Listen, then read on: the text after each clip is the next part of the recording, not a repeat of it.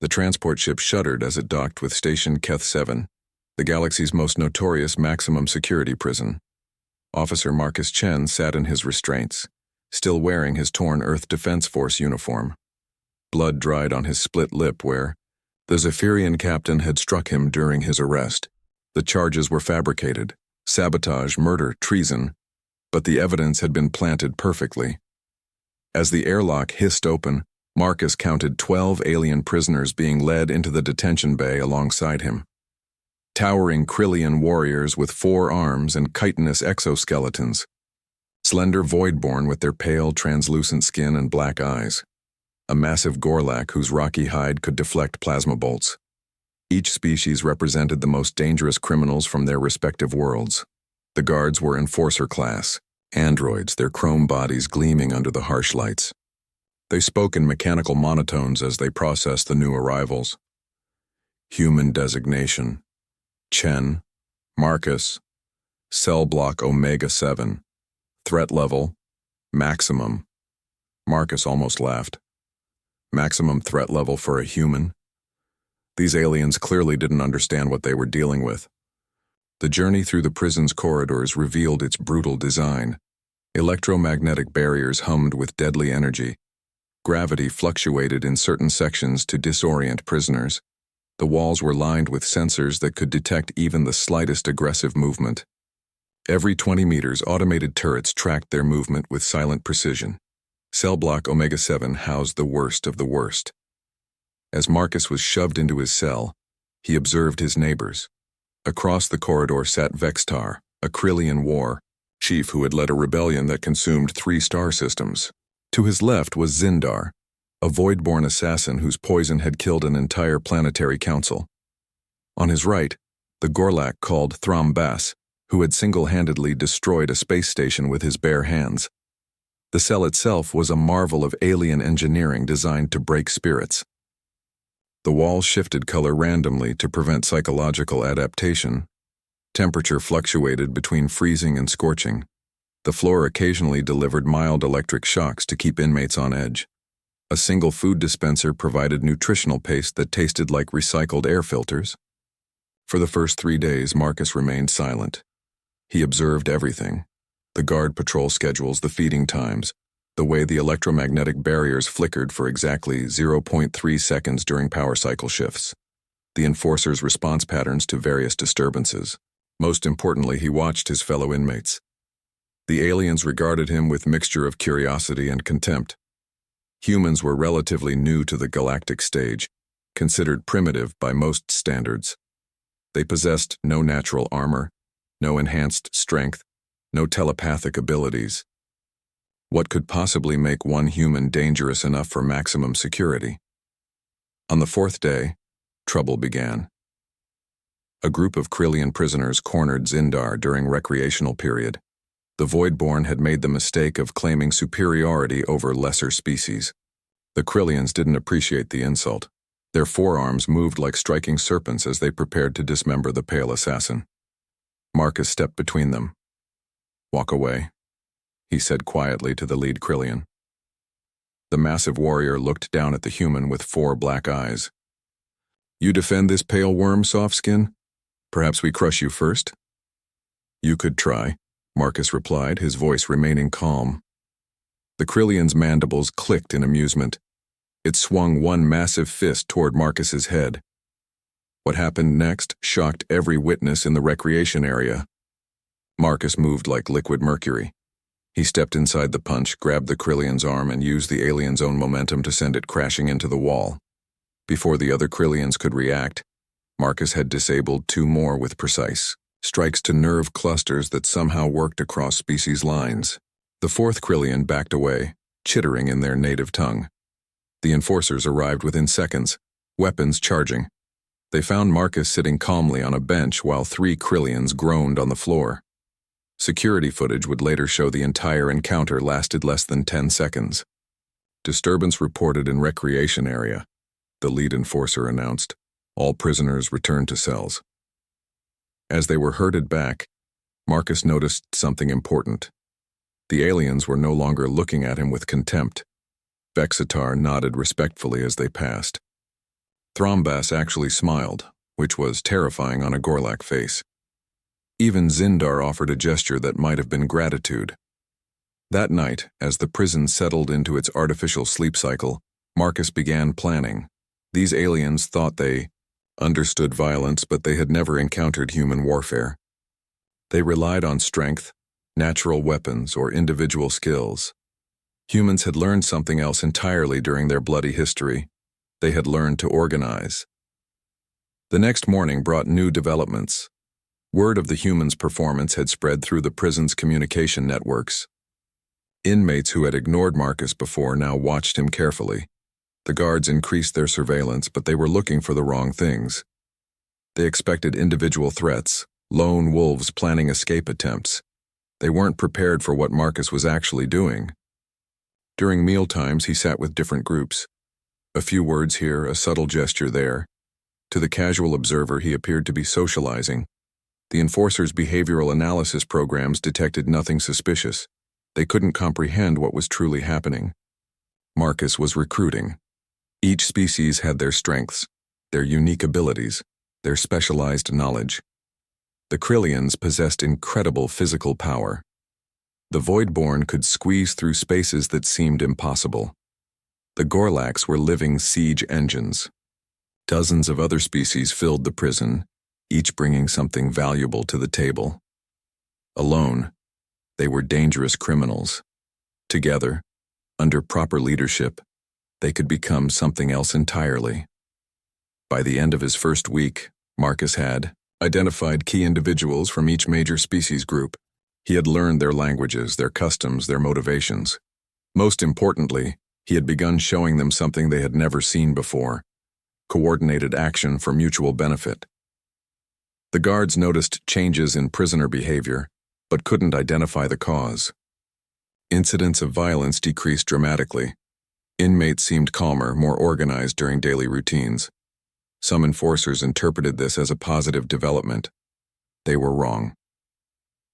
Marcus lay on his cell bunk that night, listening to the prison's ambient sounds. Somewhere in the darkness, his new allies were preparing.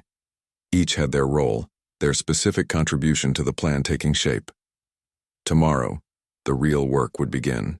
The morning alarm echoed through cell block Omega-7 at precisely 0600 hours, same as every day for the past 15 years of the prison's operation. The enforcers began their routine prisoner check, scanning each cell with thermal and biometric sensors. Everything appeared normal. They failed to notice the subtle changes. Marcus emerged from his cell as the electromagnetic barriers deactivated.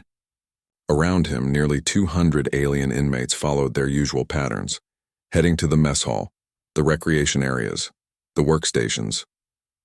But today, each movement had purpose beyond simple routine. During breakfast, Marcus sat with Korthak, a reptilian saurian whose species possessed natural electromagnetic sensitivity.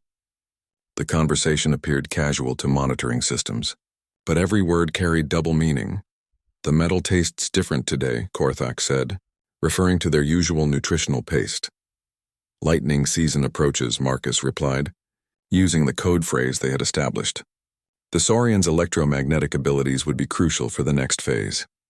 3 tables away, Vextar was sharing his meal with younger Krillian inmates. To the guards, this looked like normal social hierarchy. In reality, the war chief was distributing specific mineral supplements extracted from their food rations over the past week. Combined properly, these minerals could create powerful acids capable of eating through metal. The workstations provided perfect cover for the next stage. Marcus had been assigned to waste processing, considered one of the safest details since it kept prisoners isolated in small groups. The enforcers didn't realize that waste processing gave access to the prison's entire recycling system. And through that, the ventilation network Sindar worked 2 stations down, her pale void-born fingers dancing across control panels with impossible speed. She had been programming subtle changes to the recycling cycles, redirecting certain materials to specific collection points. To monitoring systems, these looked like routine efficiency improvements. The reality was far more dangerous. Phase 2 commences at midday meal, Marcus whispered during a scheduled maintenance break. By lunchtime, 47 inmates from 12 different species had taken their assigned positions throughout the facility. The beauty of Marcus's plan lay in its invisibility.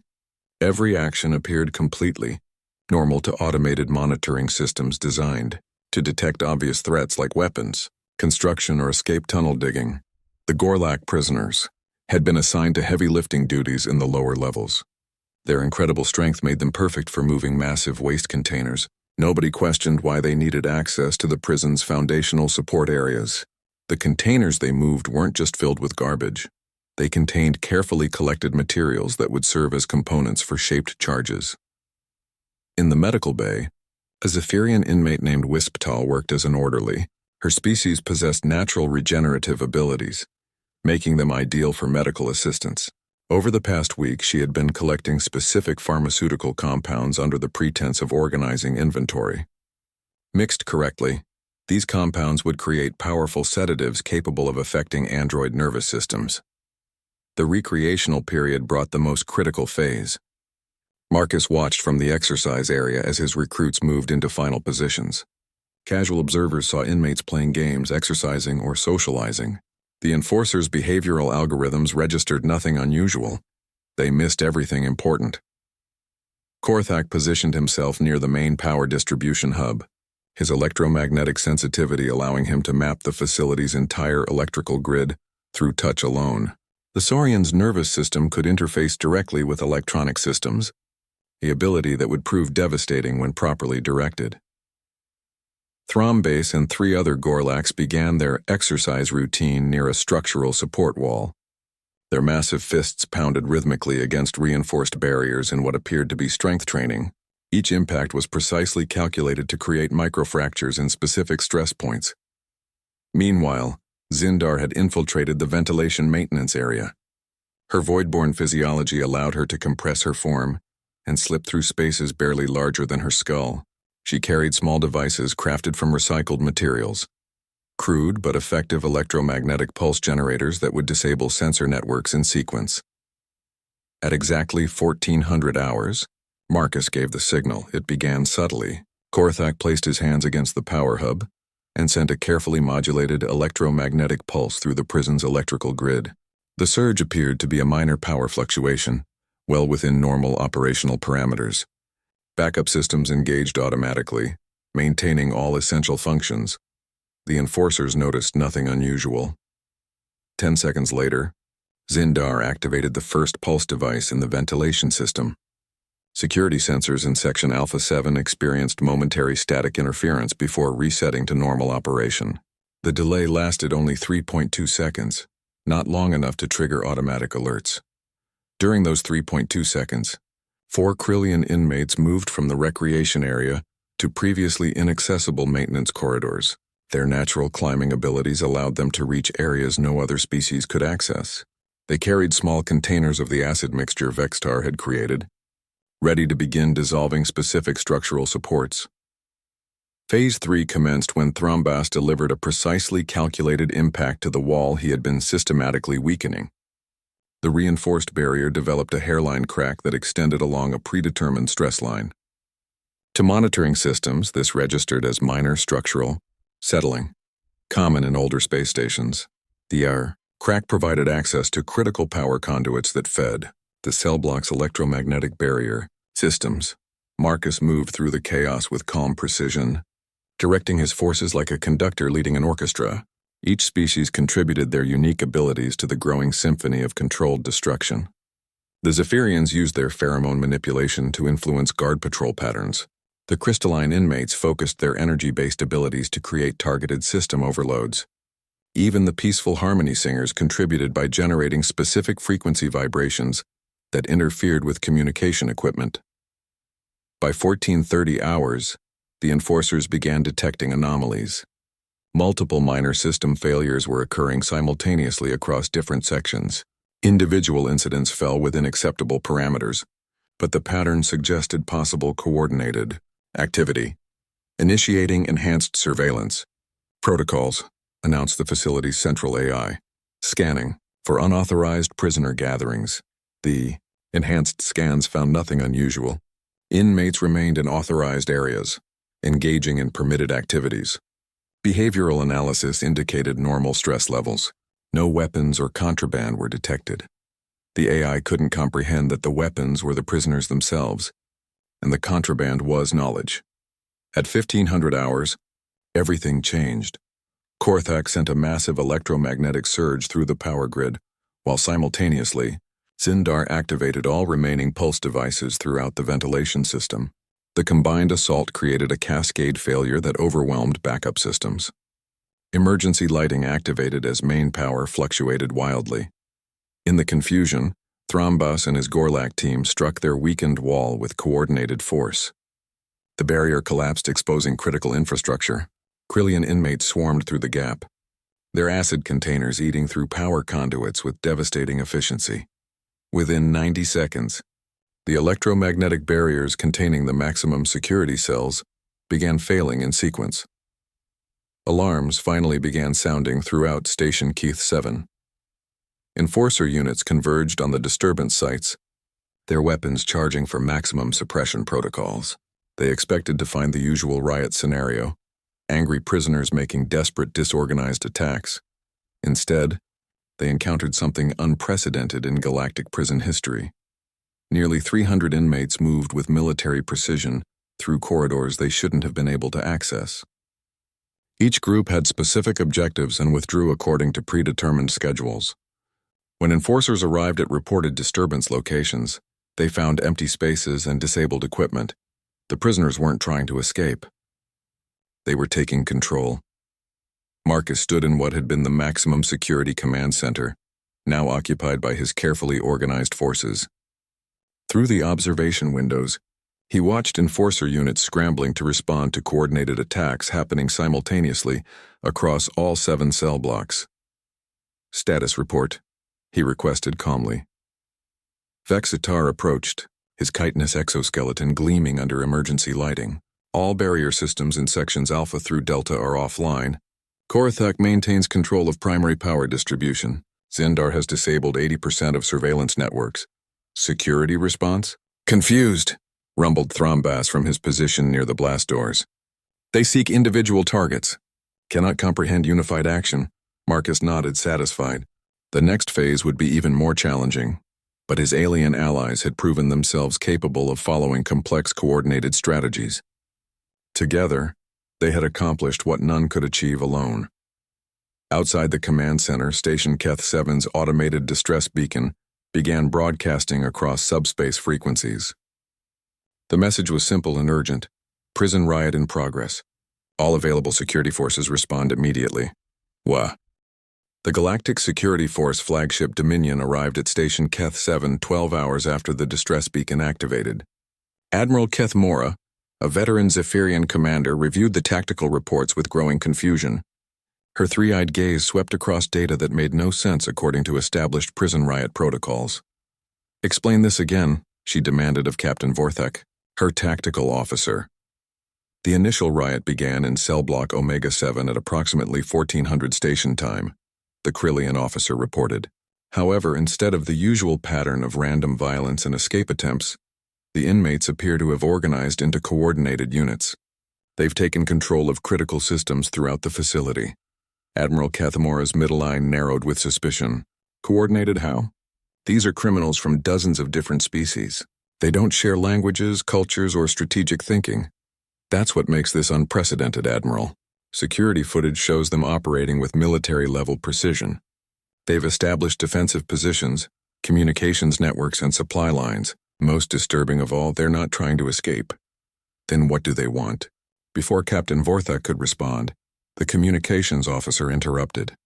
"Admiral, we're receiving a transmission from the station. The signal originates from the Maximum Security Command Center. Put it through." The main screen flickered to life, revealing a human male in a torn Earth Defense Force uniform.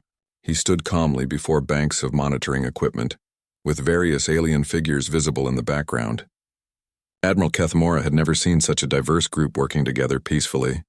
"Admiral Kethmora," Marcus began, his voice steady and respectful. "I am Marcus Chen, Earth Defense Force. I request permission to discuss terms for peaceful resolution of this situation." The Admiral's tail twitched with agitation. "Terms? You're a prisoner, human. Criminals don't negotiate with legitimate authority." "With respect, Admiral, circumstances have changed. We currently control Station Keth 7's primary systems, life support, communications, and defensive capabilities. More importantly, we possess information that I believe you'll find extremely valuable.